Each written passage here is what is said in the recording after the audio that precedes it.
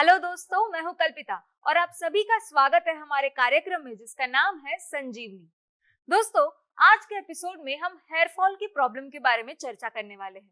इस पर हमें मार्गदर्शन करने के लिए हमारे साथ हमारे स्टूडियो में मौजूद है डर्मेटोलॉजिस्ट डॉक्टर शेफाली त्रासी जी। तो चलिए उनका स्वागत करते हैं और हमारे एपिसोड की शुरुआत करते हैं।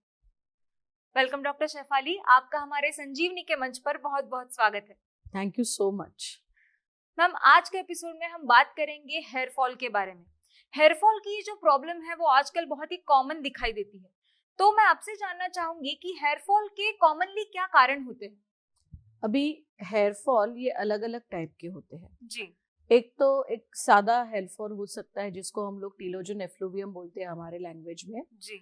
वो कोई बीमारी के वजह से हो सकता है कि किसी पेशेंट को टाइफाइड हो गया, मलेरिया हो गया, या फिर किसी को डेंगू हो गया, तो वो बीमारियों के वजह से भी हेयर फॉल पेशेंट्स को हो सकता है। जी। अभी सेकंड तरीका होता है हेयर फॉल का, वो माने हार्मोनल तरीका, जहाँ पे हॉर्मोन्स के इम्बैलेंस के वजह से हेयर फॉल होता है, जिसको हम लोग मेल पैटर्न हेयर लॉस और फीमेल पैटर्न हेयर लॉस बोलते हैं। जी। तीसरा तरीका है, थोड़े लोगों को हेयर पुल करने की आदत हो जाती है, तो वो पुल को जो एक तरह की साइकोलॉजिकल डिसऑर्डर है, जी। तो उसको हम लोग ट्राइकोटिलोमेनिया बोलते हैं। तो ये एक तीसरा तरीका है। चौथा तरीका है कि किसी इंसान को किसी भी वजह से, या फिर कोई सिस्टमिक डिजीज के वजह से, या फिर एकदम से स्ट्रेस हो जाए, तो एक पर्टिकुलर पैच कहीं से भी हो सकता है। वो बालों से हो सकता है, मूंछों से हो सकता है, बियर्ड एरिया से हो सकता है, चेस्ट पे हो सकता है, कहीं पे भी हो सकता है। अगर एक छोटा सा पैच बालों का निकल आए तो उसको एलोपेशिया एरियाटा बोलते हैं। अच्छा। तो ऐसे कई तरीके के हेयर फॉल होते हैं, और उसका ट्रीटमेंट भी अलग अलग रहता है। माने जो तरीका है उस हिसाब से हमें ट्रीटमेंट करना है। तो हम कैसे पता लगाए कि हमें हेयर फॉल की जो प्रॉब्लम है वो गंभीर होती जा रही है? जनरली हम लोग हमारे पेशेंट्स को बोलते हैं कि up to 100 hair per day hair fall is completely normal. तो अप टू 100 बाल गिर रहे हैं तो उसको नॉर्मल माना जाता है, क्योंकि बालों के अलग अलग टाइप रहते हैं। फर्स्ट होता है एनाजिन, कैटाजिन और टीलोजन। एनाजिन फेज माने बढ़ने का फेज। सो जो बेबी हेयर है वो बढ़ रहा है, बढ़ रहा है, बढ़ रहा है, बढ़ रहा है, बढ़ रहा है, अप टू जो आपका हेयर लेंथ होता है। जी। फिर होता है कैटाजिन का फेज। कैटाजिन फेज में वो जो बड़ा है वो वैसे ही रहता है।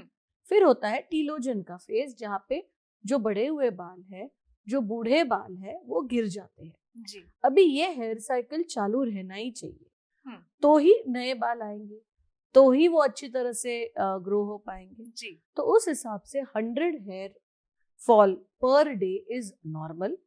अगर 100 के बियॉन्ड हो तो आपने डेफिनेटली आपके डर्मेटोलॉजिस्ट को जाके मिलना है। लेकिन अगर कभी ऐसा हो कि आप बालों में हाथ घुमा रहे हो, या फिर आप हेयर कट के लिए गए हो और कोई आपको बोलता है अरे एक जगह से पूरे बाल ही निकल गए हैं, तो उसको जो एलोपेशिया एरियाटा है उसको फिर इमीडिएटली ट्रीटमेंट देना चाहिए। उस टाइम हम नहीं देखेंगे कि एक बाल गिर रहा है, 2 बाल गिर रहा है कि 50 बाल गिर रहे हैं। उसमें वो जो आता है, वो एक पर्टिकुलर पैच जो आता है, उसको हमने इमीडिएटली ट्रीट करना होता है। जी। मैम, कई बार कई महिलाओं में ऐसा देखा गया है कि वो जब भी सुबह कंघी करती है या फिर कभी भी अपने बालों पे से हाथ घुमाती है तो ऐसे गुच्छा गुच्छा करके उनके बाल निकल आते हैं। तो ये किस वजह से होता है? ये चीज टीलोजन एफ्लुवियम उसको बोलते हैं, जी। जिसको फीमेल शेडिंग ऑफ हेयर बोलते हैं। तो ये जो गुच्छे गुच्छे बाल निकलते हैं, ये कभी हॉर्मोन्स के वजह से, तो फीमेल पैटर्न हेयर लॉस जिसको बोलते हैं, या टीलोजन एफ्लुवियम उसको भी बोल सकते हैं। अभी बाल का गिरना ये तो एक सिम्टम है, जैसे कि आप बोलते हो कि मुझे जुकाम हुआ है। अभी बाल क्यों गिर रहे हैं वो चेक करना हमारा काम रहता है। उसको हम लोग ट्राइकोस्कोपी से, माने एक हमारे पास एक इंस्ट्रूमेंट रहता है जिससे हम लोग एग्जैक्टली देखते हैं रूट लेवल पे जाके कि एग्जैक्टली क्या हो रहा है।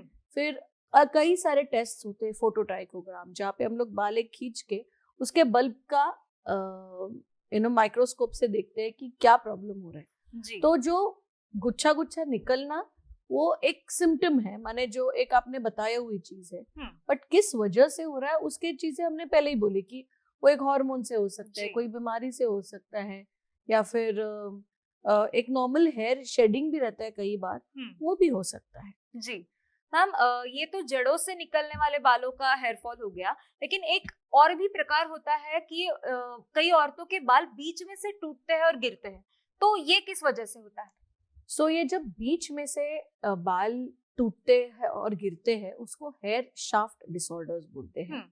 अब ये हेयर शाफ्ट डिसऑर्डर एक न्यूट्रिशनल डेफिशिएंसी के वजह से हो सकता है, जहाँ पे आप अच्छी तरह से आपके डाइट में अच्छा न्यूट्रिशन नहीं मिल रहा है बालों को, और जिस वजह से वो बाल गिर रहे हैं। सेकेंडली हेयर शाफ्ट डिसऑर्डर्स तब होता है जब आप बहुत ज्यादा पार्लर ट्रीटमेंट्स करते हैं, तो बहुत ज्यादा आयरनिंग करते हो, बहुत ज्यादा स्ट्रेटनिंग करते हो, तो वो बाल जल जाता है जी, और वो वीक होके शाफ्ट में से गिरना चालू करता है। तो अभी हेयर शाफ्ट डिसऑर्डर्स जो होते हैं उसको ठीक करने के लिए हमें पेशेंट को काफी काउंसलिंग करनी पड़ती है, क्योंकि पेशेंट बोलता है कि अरे मुझे तो मीटिंग है, मुझे तो कॉन्फ्रेंस है, मुझे तो अच्छा दिखना है जी। तो उस चक्कर में मुझे तो हमेशा मेरे बाल अच्छे दिखने चाहिए, तो उसमें काफी सारा काउंसलिंग लगता है कि उनको जहाँ पे हम बोलते हैं कि मत कीजिए, नॉर्मल तरीके से बाल को उगने दीजिए, नॉर्मल तरीके से उसको रहने दीजिए। ये जो बार बार ब्लो ड्राई करना कि गीले गीले बालों पे ब्लो ड्राई कर दिया, रोज का ब्लो ड्राई करना, ये अच्छी बात नहीं है, जिससे हेयर का आपका जो शाफ्ट है, जो क्यूटिकल है, वो वीक हो रहा है, वो डिस्ट्रॉय हो रहा है और वो हेयर शाफ्ट को तोड़ने को मजबूर कर रहा है।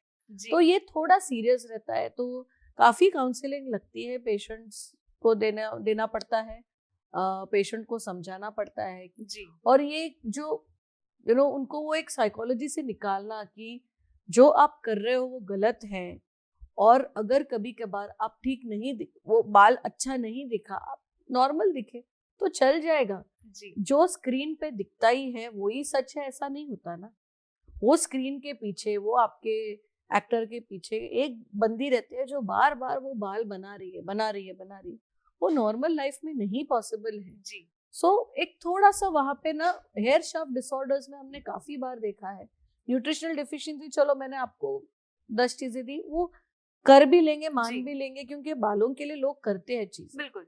बट ये जो चीज है ना कि नहीं मुझे ऐसा ही दिखना है, मुझे ऐसा ही करना है, उसमें से थोड़ा सा पेशेंट्स को बाहर लाना, उसमें काफी काउंसलिंग लगती है जी। मैम, हेयर फॉल की वजह से जो बाल्डनेस आता है तो वो औरतों के मुकाबले मर्दों में ज्यादा रहता है या फिर औरतों में ज्यादा रहता है?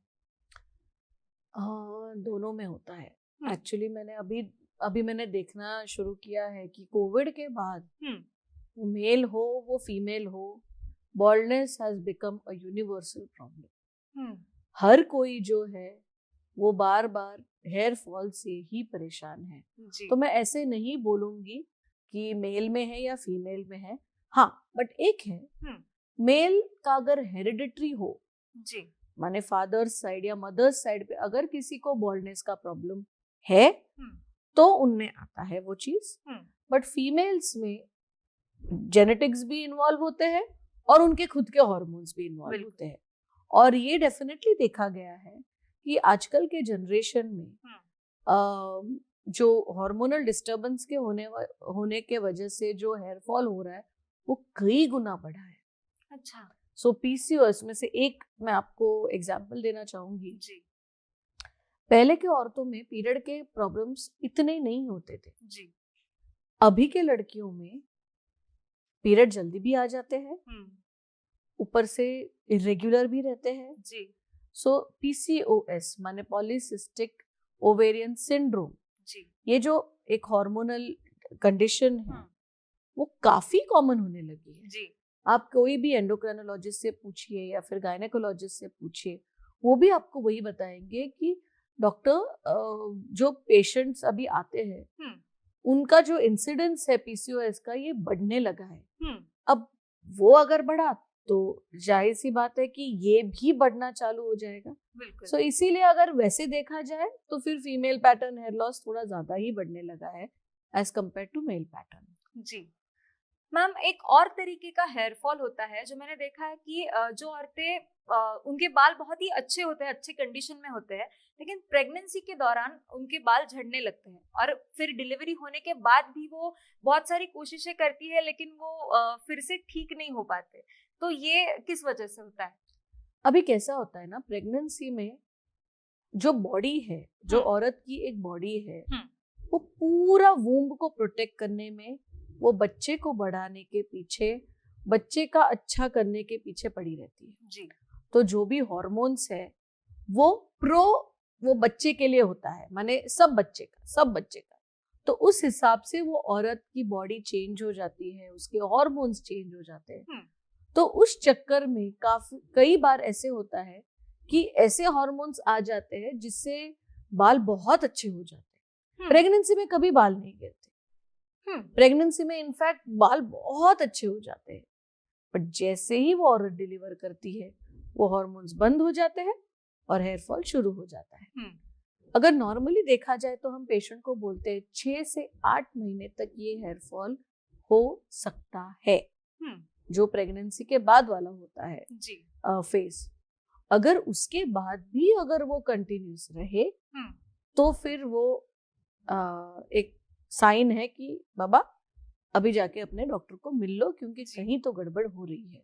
सो प्रेगनेंसी में कभी बाल नहीं गिरेंगे। इनफैक्ट प्रेगनेंसी में आपको पेशेंट बोलेंगे अरे प्रेगनेंसी में तो कितने घने थे मेरे बाल, अब क्या हो गया? अभी वो जो हार्मोन प्रेगनेंसी का था वो कम हो गया, बंद हो गया, जिस वजह से आपका हेयर फॉल शुरू हो गया। So post pregnancy telogen effluvium ये काफी कॉमन कंडीशन है। जब पेशेंट आता है हमारे पास, निराश नहीं हुआ, हम तो सिर्फ मल्टीविटामिन देते हैं, बिकॉज उस टाइम पे पेशेंट भी लैक्टेटिंग ब्रेस्ट फीडिंग है, उस टाइम पे जो पेशेंट लेता है वो बच्चे में जाने वाला है। तो वो चक्कर में हम ज्यादा ना पेशेंट को गोलियां या लोशंस देते नहीं है।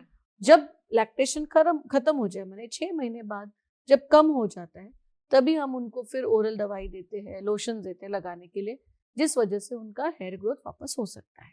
जी मैम, क्या ऐसा कोई हेयर केयर रूटीन है जिससे हम हेयर फॉल प्रिवेंट कर सकते हैं?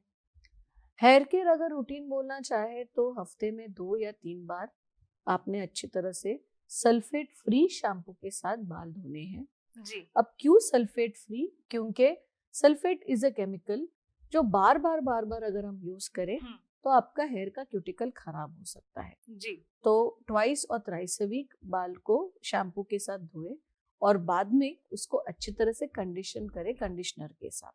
That is number 1। सेकंड अगर बोलना चाहे तो जो ये अपना ब्लो ड्राई या स्ट्रेटनिंग या आयनिंग ऑफ द हेयर वो थोड़ा कम कीजिए। उसको कभी एकदम सोशल इवेंट है वंस अ वीक ऐसे रखिए। रोज ब्लो ड्राई करना अच्छी बात नहीं होती है। थर्ड चीज अगर बोलना चाहे तो जब आप बाहर जाते हो जी, एक गर्म जगह पे, सनी बीच पे, तो अगर हो सके तो बालों को कवर कर दीजिए। हम फेस को तो सनस्क्रीन लगा देंगे, बट बाल भी तो वो धूप में जाके रूखे सूखे हो जाते हैं। फ्रिजीनेस क्यों आता है? उस वजह से ही तो आता है। एंड लास्टली, अगर आपको सच्ची में अपने बाल अच्छे रखने हैं तो अच्छे हेयर सीरम्स यूज कीजिए, या फिर क्वालिटी, अगर बालों की शाइनी अच्छी रखनी है तो हेयर ऑयल भी यूज कर सकते हैं। जो अपने नानी माँ के या दादी माँ के नुस्खे हैं कि अच्छा तेल लगाओ तो बाल अच्छे घने हो जाएंगे, वो बुरा नहीं है, वो अच्छा ही है। तो हम पेशेंट्स को बोलते हैं रात को लगा के सुबह धो लो, या फिर नहाने के 1 घंटा पहले हेयर ऑयलिंग कर लो, फिर शैम्पू कर लो। तो उससे बाल भी अच्छे रहते हैं, प्रोटेक्टेड रहते हैं, शाइनी रहते हैं। और अगर लास्ट में बोलूं तो अच्छा हेल्दी खाना खाना चाहिए जो बालों के लिए बहुत अच्छा रहता है। अगर आपका खाना अच्छा नहीं रहेगा तो आपका स्किन, आपका हेयर, आपका नेल्स खराब होने ही वाला है। जी, तो लोग ऐसा सोचते हैं कि ऑयलिंग करना माने एक हेयर को प्रोटेक्शन देना, तो हर रोज तेल लगाना क्या बालों के स्वास्थ्य के लिए सही होता है? वेल हर रोज तेल लगाने से तो बालों को कुछ बुरा नहीं होगा, लेकिन जो अपने नानी माँ और दादी माँ के एरा के जो ऑयल्स थे जी और अभी के जमाने के ऑयल्स हैं, उसमें फर्स्टली जमीन आसमान का फर्क आ गया है जी। सेकेंडली उस टाइम पे पेड़ पौधों के वजह से इतनी हीट नहीं होती थी जी।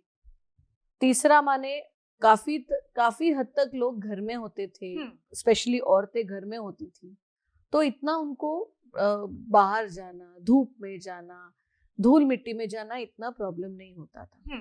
तो अब क्या हो गया है, तेल बदल गया है जी। तो तेल में काफी हद तक मिलावटें आ गई है, तो उस वजह से तकलीफ होती है थोड़े लोगों को। सेकेंडली अगर देखा जाए तो अगर मैं वो तेल लगा के वैसे ही सो जाऊं तो वो तेल मेरे फेस को लग सकता है और वो तेल के वजह से मुझे फॉलिकुलाइटिस हो सकता है, पिंपल्स आ सकते हैं जी। तो वो भी तो मैं नहीं चाहती हूँ।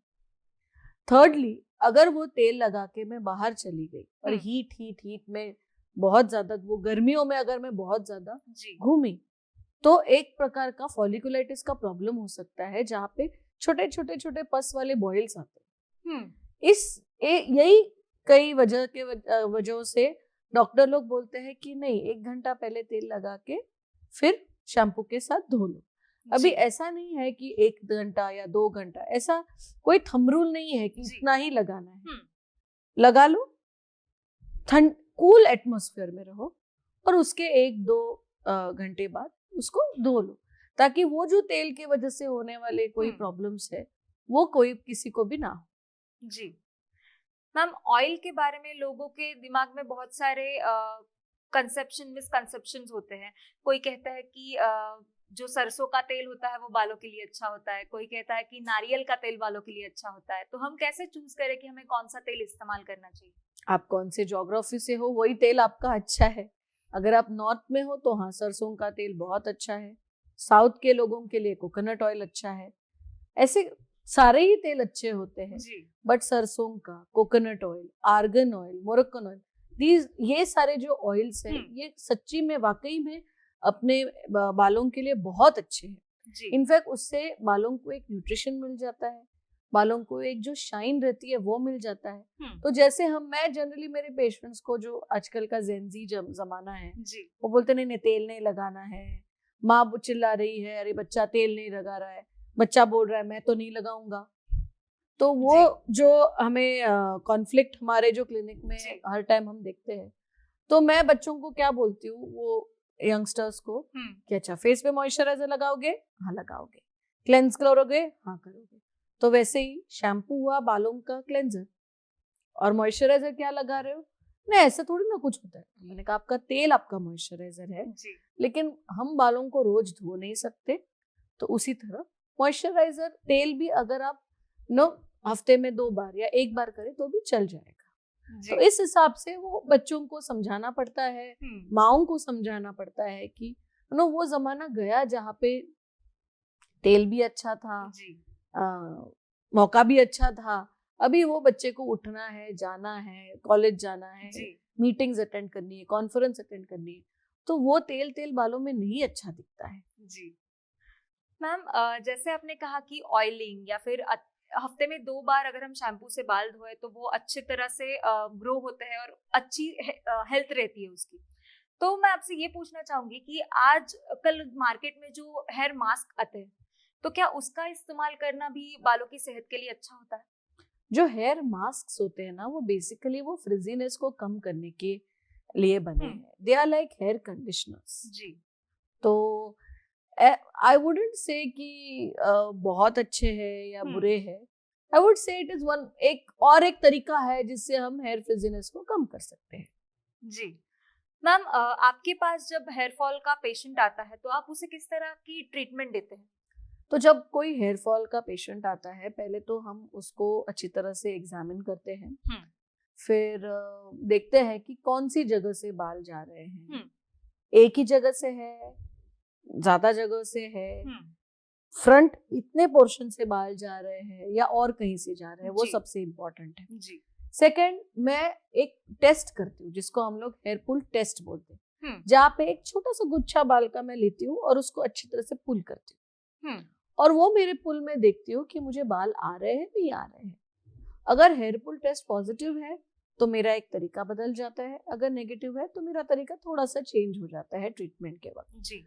फिर रहता है ट्राइकोस्कोपी, जहाँ पे एक जो मैंने इंस्ट्रूमेंट बोला था वो एक छोटा माइक्रोस्कोप जैसा रहता है, जो हम जहाँ पे हेयरफॉल हो रहा है वहां पे हम लोग वो लगा देते हैं और फिर चेक करते हैं कि क्यों बाल गिर रहे हैं। वो अंदर से कुछ तकलीफ है उस वजह से गिर रहे हैं, या हेयर शाफ्ट में कुछ प्रॉब्लम है, कोई इन्फेक्शन हुआ है, वो सब हम चेक करते हैं जी।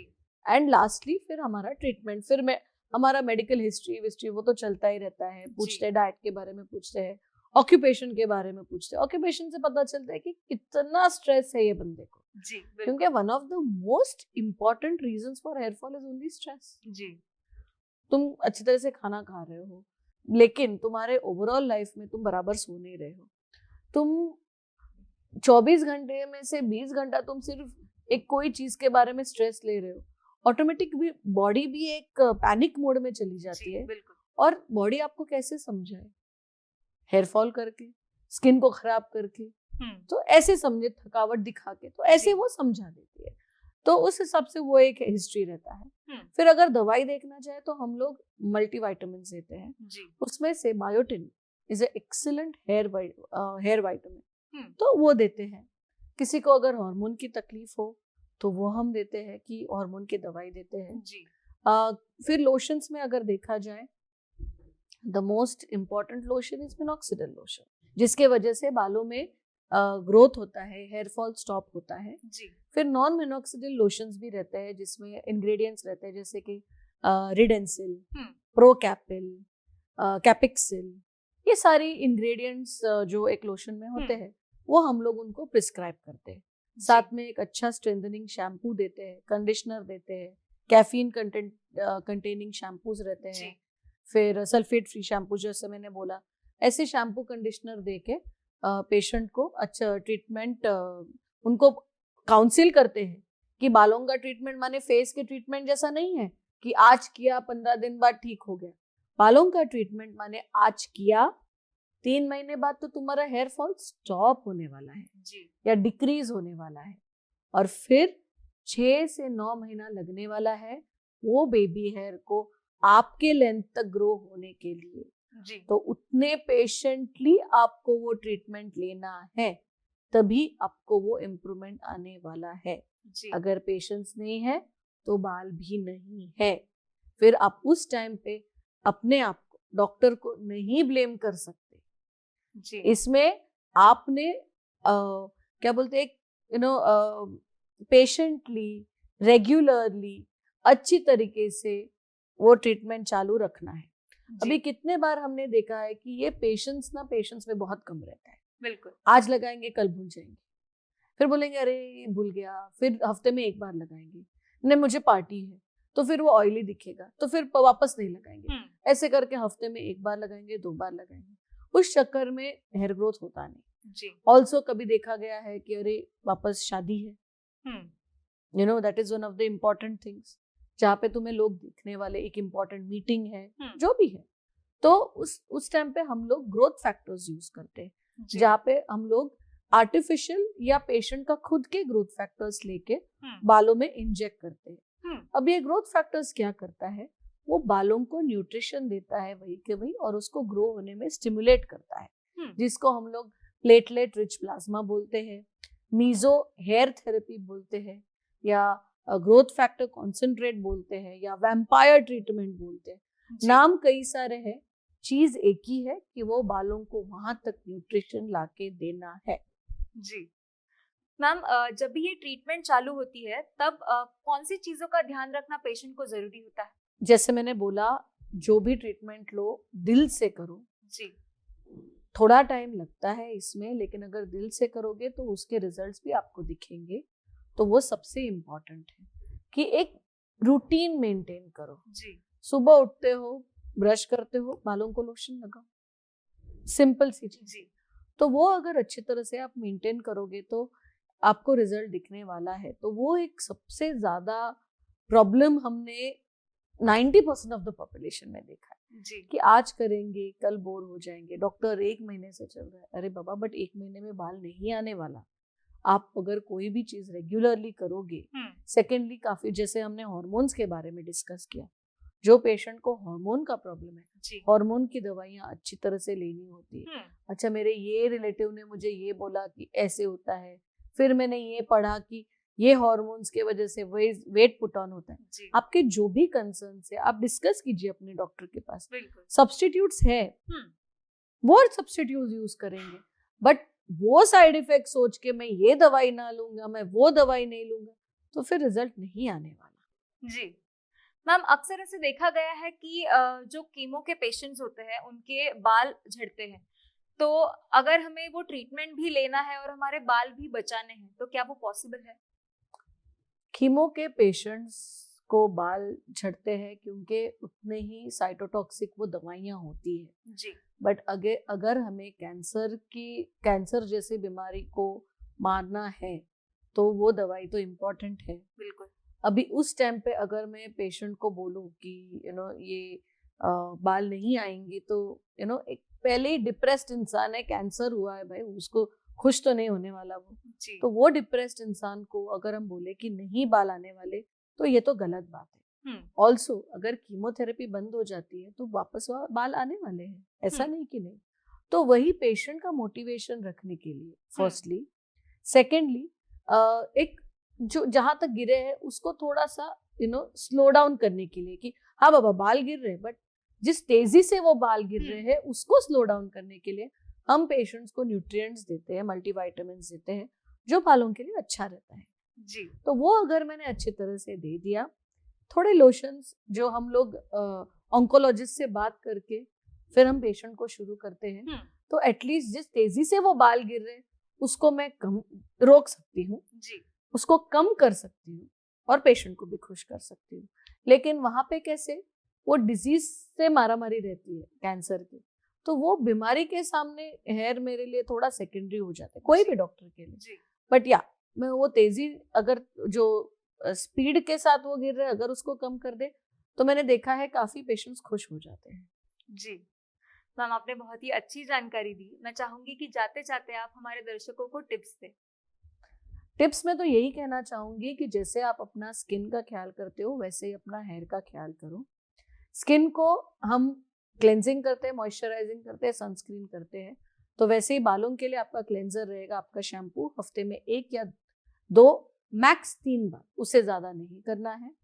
मॉइस्चराइजिंग माने आपका कोई लीव ऑन कंडीशनर या कोई सीरम, हेयर सीरम रहता है तो उसको लगाना चालू कीजिए। और लास्टली अगर कहीं बहुत धूप में जाने वाले हो तो एक स्कार्फ लगा दीजिए या अम्ब्रेला ले लीजिए जिससे आपके बाल फ्रिजी नहीं हो। हेल्दी खाना ये सबसे इम्पॉर्टेंट है बालों के लिए। अगर आप क्रैश डाइटिंग करोगे तो आपको आपके बॉडी को न्यूट्रिशन नहीं मिलेगा। ब्रेन नहीं समझता है कि ये हेयर इम्पॉर्टेंट है, आपके लिए आपका हेयर इम्पॉर्टेंट है। अगर न्यूट्रिशनल डेफिशिएंसी होती है तो पहले आपका ब्रेन आपके मेन ऑर्गन्स माने लिवर, हार्ट, लंग्स उसको न्यूट्रिशन देगा, बालों को नहीं देगा। वो बोलेगा बाल गिरा तो भी मुझे कोई प्रॉब्लम नहीं है। तो एक न्यूट्रिशन अच्छा बनाए रखे। अगर डाइटिंग कर रहे हो, इंटरमिटेंट फास्टिंग कर रहे हो, तो अपने डाइटिशियन को बोलना कि मुझे अच्छा प्रोटीन रिच खाना खाना है जिससे मेरे बाल खराब नहीं होंगे और अच्छे बने रहेंगे। Thank you so much ma'am, आपने बहुत ही अच्छी जानकारी दी। आप यहाँ पर आई, आपने अपना कीमती समय निकाला, इसलिए आपका बहुत बहुत शुक्रिया। Thank you. दोस्तों, अब अपनी होस्ट और दोस्त कल्पिता को इजाजत दीजिए। फिर मुलाकात होगी संजीवनी के अगले एपिसोड में। तब तक अपना ख्याल रखिए।